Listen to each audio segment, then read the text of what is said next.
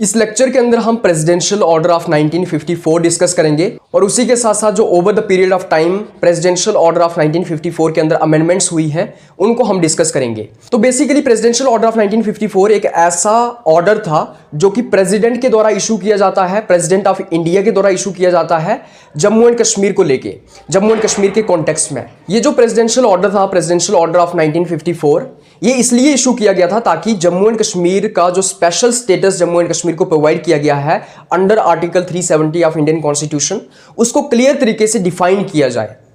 जैसे instrument of accession होता है, इंस्ट्रूमेंट ऑफ एक्सेशन के अंदर मैंने आपको बताया था कि तीन सब्जेक्ट्स जो थे, तीन मैटर्स जो थे, डिफेंस, कम्युनिकेशन, फॉरेन अफेयर्स, ये इंडियन गवर्नमेंट को दिए गए थे। और ये कहा गया था कि जो रेस्ट ऑफ ऑटोनॉमी है, जो रेस्ट ऑफ पावर्स हैं, जो रेस्ट ऑफ सब्जेक्ट्स हैं, वो सारे के सारे जम्मू एंड कश्मीर की स्टेट को दिए गए हैं।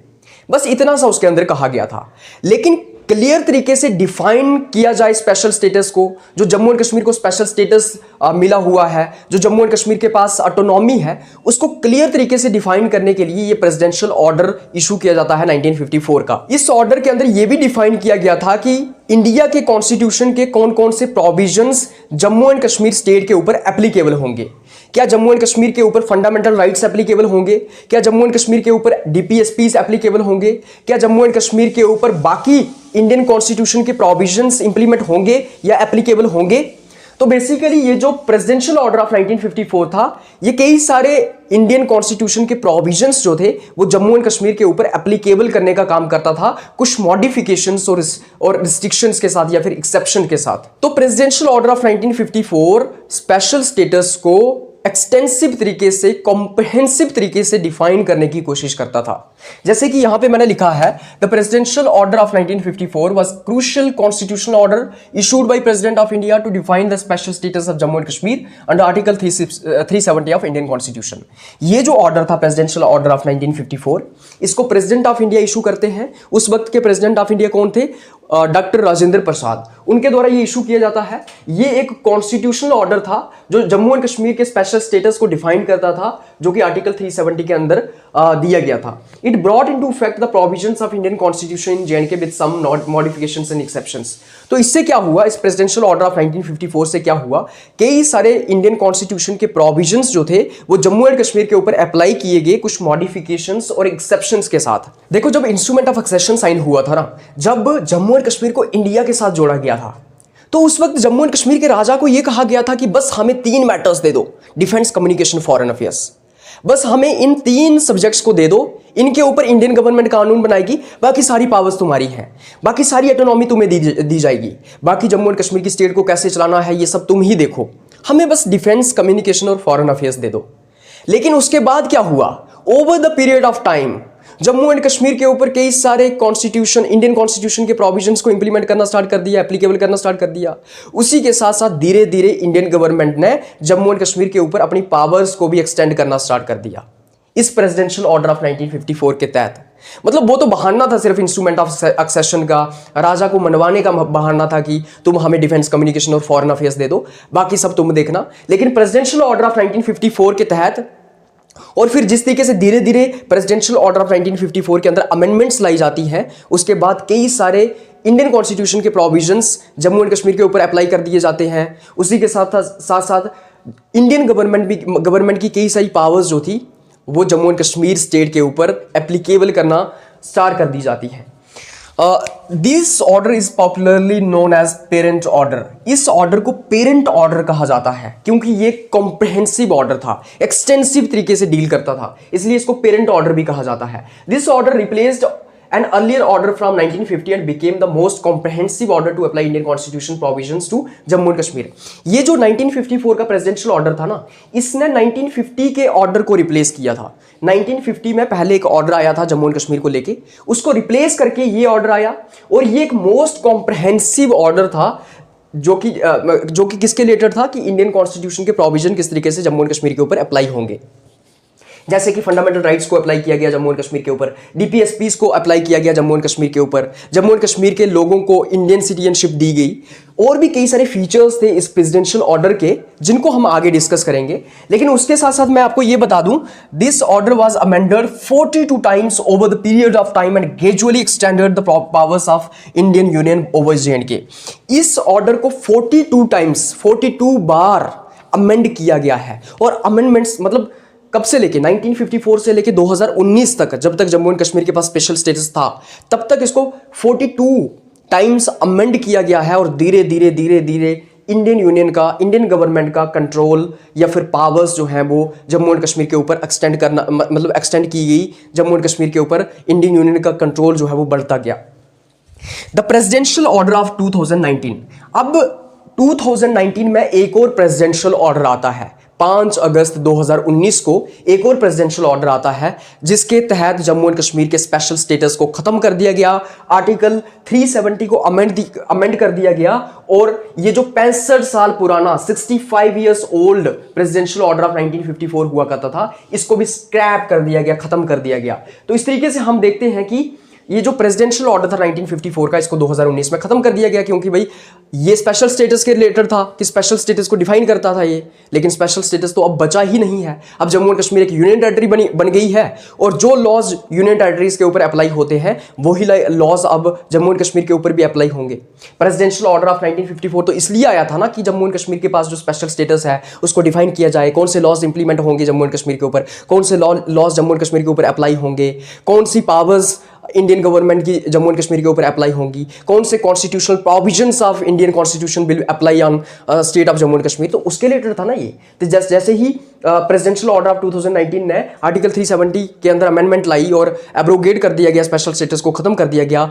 जम्मू एंड कश्मीर को 2 यूनियन टेरिटरीज के अंदर डिवाइड कर दिया गया, लद्दाख और जम्मू एंड कश्मीर के अंदर। तो उसके बाद ये जो 65 साल पुराना प्रेसिडेंशियल ऑर्डर हुआ करता था इसको भी खत्म कर दिया गया। तो प्रेसिडेंशियल ऑर्डर ऑफ 1954 के अंदर over the period of time की सही अमेंडमेंट्स लाई गई। तो उन्हीं अमेंडमेंट्स को हम यहाँ पे डिस्कस करेंगे, मतलब कि फीचर्स और अमेंडमेंट्स को हम कंबाइन करके यहाँ पे डिस्कस करेंगे। देखो मैंने आपको बताया था कि 42 टाइम्स यहाँ पे 1954 के प्रेसिडेंशियल ऑर्डर के अंदर अमेंडमेंट्स लाई गई हैं, लेकिन सारी अमेंडमेंट्स को यहाँ पे कवर करना पॉसिबल नहीं है। तो हम शॉर्ट में इनको कवर करने की कोशिश करेंगे। सबसे पहले हम देखते हैं इसके अंदर कि Indian citizenship was extended to residents of Jammu and Kashmir. जो इंडिया की सिटीजनशिप थी ना वो जम्मू एंड कश्मीर के लोगों को एक्सटेंड की गई। जम्मू एंड कश्मीर के लोगों को इंडिया की सिटीजनशिप दी गई। इससे पहले क्या होता था कि जम्मू एंड कश्मीर के लोगों को स्टेट सब्जेक्ट कहा जाता था। लेकिन क्या हुआ कि ये जो स्टेट सब्जेक्ट का कंसेप्ट था इसको चेंज करके परमानेंट रेजिडेंट कर दिया गया और आर्टिकल 35A प्रोवाइड किया गया, जिसके अंदर ये जो परमानेंट रेजिडेंट्स हुआ करते थे इनको कुछ एक्सक्लूसिव राइट्स दिए गए, जैसे एम्प्लॉयमेंट से रिलेटेड, लैंड से रिलेटेड, और एक्सक्लूसिव वोटिंग राइट्स दिए गए, जो मैंने आपको बताया। उसके बाद हम देखते हैं कि आर्टिकल 35A मैंने आपको बताया था, आर्टिकल 35A ऐड किया गया इंडियन कॉन्स्टिट्यूशन के अंदर। और state legislature was interested with the power to legislate regarding special rights of permanent residents.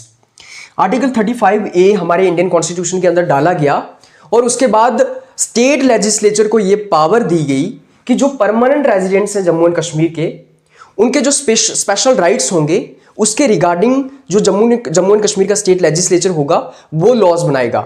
तो जम्मू एंड कश्मीर के परमानेंट रेजिडेंट्स को कौन से राइट्स देने हैं उनको रेगुलेट करने का काम कौन करेगा? स्टेट लेजिस्लेचर करेगा। और जैसे कि कई सारे exclusive rights, special rights Jammu and Kashmir के परमानेंट रेजिडेंट्स को दिए गए, जैसे लैंड से रिलेटेड कि जहाँ की ज़मीनों के ऊपर परमानेंट रेजिडेंट्स का ही हक है, बाहर से कोई यहाँ पे ज़मीन नहीं खरीद सकता है।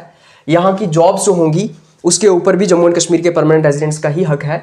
और स्कॉलरशिप्स, कई सारे स्कॉलरशिप्स जो हैं वो जम्मू एंड कश्मीर के परमानेंट रेजिडेंट्स को एक्सक्लूसिव तरीके से दिए गए। उसके बाद हम देखते हैं कि jurisdiction of supreme court of India was extended to Jammu and Kashmir. जो सुप्रीम कोर्ट ऑफ इंडिया हुआ करता था उसकी ज्यूरिसडिक्शन जो है वो जम्मू एंड कश्मीर के ऊपर भी एक्सटेंड कर दी गई। मतलब कि सुप्रीम कोर्ट के ऑर्डर्स, सुप्रीम कोर्ट की वर्डिक्ट्स अब जम्मू एंड कश्मीर के ऊपर भी इंप्लीमेंट होंगी। तो जम्मू एंड कश्मीर के ऊपर भी अब सुप्रीम कोर्ट ऑफ इंडिया की ज्यूरिसडिक्शन को जो है वो एक्सटेंड किया गया। उसके बाद हम देखते हैं कि national emergency can be declared. ये कहा गया कि जम्मू एंड कश्मीर में भी नेशनल इमरजेंसी लगाई जा सकती है। नेशनल इमरजेंसी मैंने आपको बताया था, नेशनल इमरजेंसी आर्टिकल 352 में आती है। आर्टिकल 352 जो है इंडियन कॉन्स्टिट्यूशन का, उसमें नेशनल इमरजेंसी आती है। तो ये जो नेशनल इमरजेंसी थी ये जम्मू एंड कश्मीर के अंदर भी इंपोज की जा सकती थी। नेशनल इमरजेंसी 2 टाइप की होती है।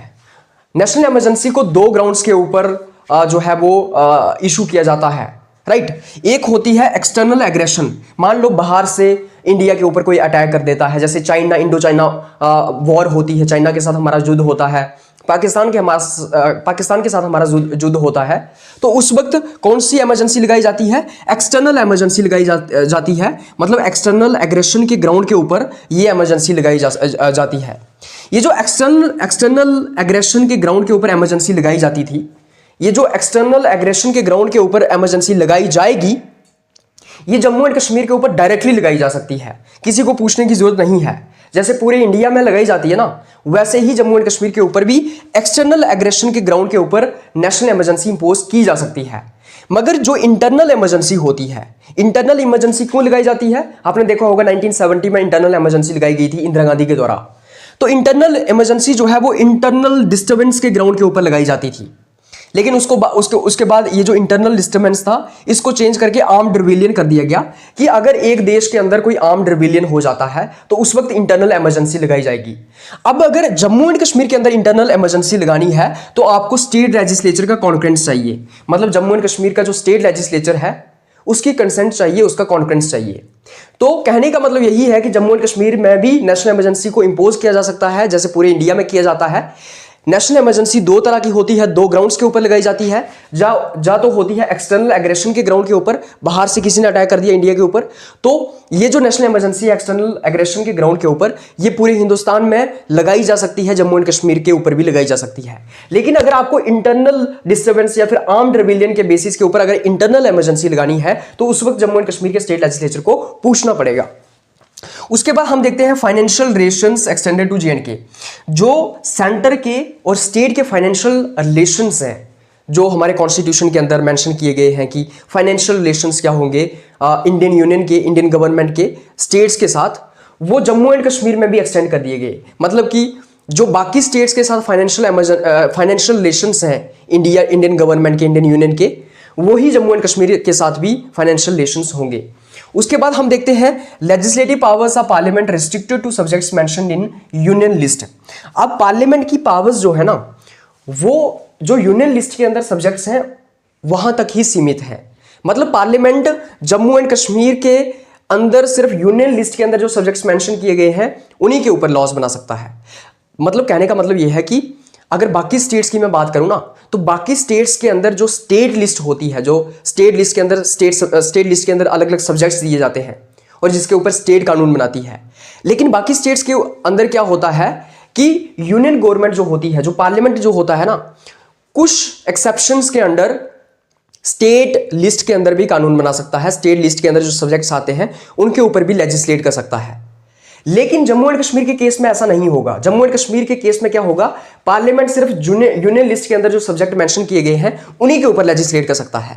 बाकी स्टेट्स के अंदर क्या होता है, बाकी स्टेट्स के अंदर कुछ एक्सेप्शंस, कुछ सर्कमस्टांसेस के अंदर पार्लियामेंट स्टेट लिस्ट के ऊपर भी कानून बना सकता है। जैसे आर्टिकल 249 हो गया, 250 हो गया, आर्टिकल 252 हो गया, 253 हो गया, आर्टिकल 356 हो गया। इन केसेस के अंदर, इन एक्सेप्शंस के अंदर पार्लियामेंट स्टेट लिस्ट के अंदर भी कानून बना सकता है। लेकिन जम्मू एंड कश्मीर के अंदर ऐसा नहीं होगा। जम्मू एंड कश्मीर के अंदर आप देखेंगे कि सिर्फ लेजिस्लेटिव पावर्स क्या होंगी पार्लियामेंट की, पार्लियामेंट सिर्फ यूनियन लिस्ट के ऊपर ही लेजिस्लेट कर सकता है। जम्मू एंड कश्मीर की स्टेट लिस्ट के ऊपर पार्लियामेंट लेजिस्लेट नहीं कर सकता है। उसके बाद हम देखते हैं residuary powers interested to state legislature.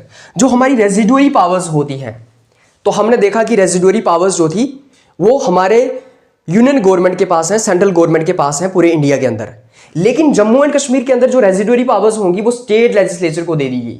मतलब रेजिडुअरी पावर्स के ऊपर कौन लेजिस्लेट करेगा, स्टेट लेजिस्लेचर करेगा।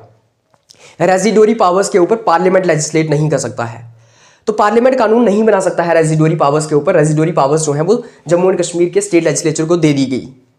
तो ये भी एक फीचर है इसका, किसका, प्रेसिडेंशियल ऑर्डर ऑफ 1954 का। उसके बाद हम देखते हैं कि जो स्टेट लिस्ट थी, जो स्टेट लिस्ट इंडियन कॉन्स्टिट्यूशन के अंदर मेंशन की गई है, स्टेट लिस्ट आपको पता होगा जिसमें अलग अलग सब्जेक्ट्स आते हैं जिसके ऊपर स्टेट कानून बना सकती है, मतलब स्टेट गवर्नमेंट या स्टेट लेजिस्लेचर कानून बना सकता है।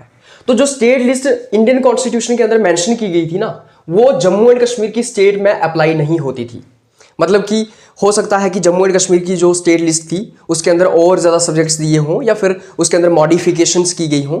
तो जो इंडियन कॉन्स्टिट्यूशन के अंदर स्टेट लिस्ट मेंशन की गई थी वो जम्मू एंड कश्मीर के ऊपर अप्लाई नहीं होती थी। इसके अंदर कई सारी मॉडिफिकेशंस वगैरह की होंगी या फिर कई सारे और सब्जेक्ट्स भी ऐड किए होंगे। उसके बाद 9th इसके अंदर आता है consent of state government is required to implement international treaty और agreement in case autonomy of state is being affected. अब देखो, जब कोई इंटरनेशनल ट्रीटी या अग्रीमेंट जम्मू एंड कश्मीर के अंदर इंप्लीमेंट करना है, मान लो इंडियन गवर्नमेंट ने कोई इंटरनेशनल ट्रीटी साइन की है फॉरेन की सरकार के साथ, या इंडियन गवर्नमेंट ने कोई इंटरनेशनल अग्रीमेंट साइन किया है, तो अगर वो जम्मू एंड कश्मीर के अंदर इंप्लीमेंट करना है तो उसके लिए क्या, उसके लिए आपको किसका, स्टेट गवर्नमेंट का कंसेंट चाहिए। मतलब कि जम्मू एंड कश्मीर की जो स्टेट गवर्नमेंट होगी उसका कंसेंट चाहिए, तभी आप जम्मू एंड कश्मीर के अंदर कोई इंटरनेशनल ट्रीटी या अग्रीमेंट को इंप्लीमेंट कर सकते हो। अगर जम्मू एंड कश्मीर स्टेट की अगर ऑटोनॉमी कंप्रोमाइज होती है, अगर ऑटोनॉमी अफेक्ट होती है, तो उस वक्त आपको जम्मू एंड कश्मीर की स्टेट गवर्नमेंट का कंसेंट चाहिए। 9th पॉइंट का मतलब यही है कि अगर सरकार ने कोई इंटरनेशनल ट्रीटी या अग्रीमेंट साइन किया है, किसी फॉरेन अगर अग्रीमेंट या इंटरनेशनल ट्रीटी अगर साइन की है, तो उसको जम्मू एंड कश्मीर के अंदर इंप्लीमेंट करने के लिए जम्मू एंड कश्मीर की स्टेट गवर्नमेंट का कंसेंट चाहिए। अगर जम्मू एंड कश्मीर की ऑटोनॉमी उससे अफेक्ट होती है, अगर ऑटोनॉमी अफेक्ट होती है तो। उसके बाद हम देखते हैं Administrative and executive relations mentioned under Article 256 to 263 of Indian Constitution applies to J&K as well। तो जो एडमिनिस्ट्रेटिव रिलेशंस या फिर एग्जीक्यूटिव रिलेशंस मेंशन किए गए ना, एडमिनिस्ट्रेटिव और एग्जीक्यूटिव रिलेशंस किसके बीच, इंडियन गवर्नमेंट के बीच, इंडियन यूनियन के बीच और स्टेट्स के बीच, इंडियन गवर्नमेंट और स्टेट गवर्नमेंट के बीच में जो एडमिनिस्ट्रेटिव और एग्जीक्यूटिव रिलेशंस हैं, जो आर्टिकल 256 से लेकर 263 ऑफ इंडियन कॉन्स्टिट्यूशन में मेंशन किए गए हैं, वो जम्मू एंड कश्मीर में भी अप्लाई होते हैं। तो जो एडमिनिस्ट्रेटिव रिलेशंस या एग्जीक्यूटिव रिलेशंस भारत की सरकार के बाकी स्टेट की जो गवर्नमेंट्स हैं उनके साथ जो हैं, वही जम्मू एंड कश्मीर की गवर्नमेंट के साथ भी होंगे, जम्मू एंड कश्मीर की स्टेट के साथ भी होंगे। एडमिनिस्ट्रेटिव और एग्जीक्यूटिव रिलेशंस आर्टिकल 256 से लेकर आर्टिकल 263 में मेंशन किए गए हैं इंडियन कॉन्स्टिट्यूशन में, और वो जम्मू एंड कश्मीर के ऊपर भी अप्लाई होते हैं। उसके बाद J&K was also placed under the jurisdiction of controller and auditor general of India. देखो, इंडिया का एक कंट्रोलर और ऑडिटर जनरल होता है जिसको हम कैग कहते हैं। इसका काम होता है ऑडिटिंग वगैरह करना अकाउंट्स की। तो ये जो कैग होगा ना, इसकी जुरिसडिक्शन जम्मू एंड कश्मीर के ऊपर भी जो है वो अप्लाई की गई। जम्मू एंड कश्मीर के ऊपर भी इसकी जुरिसडिक्शन को एक्सटेंड किया गया, मतलब कैग के अंडर जम्मू एंड कश्मीर भी आएगा। जम्मू एंड कश्मीर के जो अकाउंट्स हैं उनको भी ऑडिट करने का काम जो है वो controller and auditor general of India करेगा। तो जो कैग की जुरिसडिक्शन थी, जो controller and auditor general of India की जुरिसडिक्शन थी, वो जम्मू एंड कश्मीर के ऊपर भी एक्सटेंड की गई। उसके बाद हम देखते हैं आर्टिकल 356। आर्टिकल 356 के अंदर क्या आता है, स्टेट इमरजेंसी आती है, जिसके तहत स्टेट के अंदर प्रेसिडेंट रूल इंपोज किया जा सकता है, जिसको हम स्टेट इमरजेंसी कहते हैं। तो ये जो आर्टिकल 356 था, मतलब जो स्टेट इमरजेंसी थी, वो जम्मू एंड कश्मीर के ऊपर भी अप्लाई की गई। मतलब जम्मू एंड कश्मीर के अंदर भी जम्मू एंड कश्मीर स्टेट के अंदर भी प्रेसिडेंट रूल इंपोज किया जा सकता है। और आपने देखा भी होगा कि जब आर्टिकल 370 हटाया गया तो उस वक्त भी जम्मू एंड कश्मीर के अंदर प्रेसिडेंट जो रूल था उसको इंपोज किया गया था। उसके बाद नेक्स्ट इसके अंदर आता है right to choose official language was left to J&K state. अब जम्मू एंड कश्मीर स्टेट को क्या बोलते पावर दे दी गई थी कि जो ऑफिशियल लैंग्वेज को चूज करने का राइट है वो जम्मू एंड कश्मीर की स्टेट खुद डिसाइड करेगी। मतलब ऑफिशियल जो लैंग्वेज होगी जम्मू एंड कश्मीर की, वो जम्मू एंड कश्मीर की जो स्टेट है वो खुद तय करेगी। और हमने देखा कि उर्दू को जो है वो ऑफिशियल लैंग्वेज भी बनाया गया। तो हम देखते हैं कि ऑफिशियल लैंग्वेज क्या होगी जम्मू एंड कश्मीर की, ये जम्मू एंड कश्मीर की स्टेट ही तय करेगी। जम्मू एंड कश्मीर की स्टेट गवर्नमेंट तय करेगी कि जम्मू एंड कश्मीर की ऑफिशियल लैंग्वेज क्या होगी। और हमने देखा कि उर्दू को जो है वो ऑफिशियल लैंग्वेज यहाँ पे डिक्लेयर किया गया। तो इस तरीके से हम देखते हैं ये अलग अलग फीचर्स हैं और अमेंडमेंट्स हैं जो प्रेसिडेंशियल ऑर्डर ऑफ 1954 के अंदर हमें देखने को मिलती हैं। और इस तरीके से हमने प्रेसिडेंशियल ऑर्डर ऑफ 1954 को यहाँ पे डिस्कस किया, उसकी अमेंडमेंट्स, उसके फीचर्स हमने यहाँ पे डिस्कस किया। और ये जो प्रेसिडेंशियल ऑर्डर था 1954 का, इसको क्रिटिसाइज भी किया जाता है, क्योंकि ये कहा जाता है कि प्रेसिडेंशियल ऑर्डर ऑफ 1954 के तहत इस ऑर्डर को इशू करके जम्मू एंड कश्मीर की ऑटोनॉमी को कंप्रोमाइज़ किया गया, जम्मू एंड कश्मीर के स्पेशल स्टेटस को कंप्रोमाइज़ किया गया, जम्मू एंड कश्मीर की जो ऑटोनॉमी थी उसके ऊपर इसने अफेक्ट किया। जम्मू एंड कश्मीर की जो ऑटोनॉमस पावर हुआ करती थी जम्मू एंड कश्मीर से, वो धीरे धीरे करके छीन ली गई।